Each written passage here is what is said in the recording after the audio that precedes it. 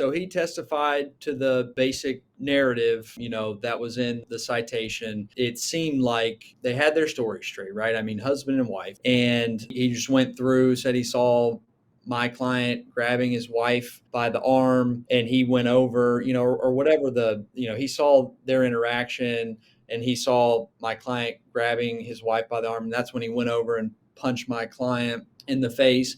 So he went through, a similar series of allegations that his wife went through. And then, I got the opportunity to cross him, right? And I think the biggest point that I wanted to touch on was the affair, right?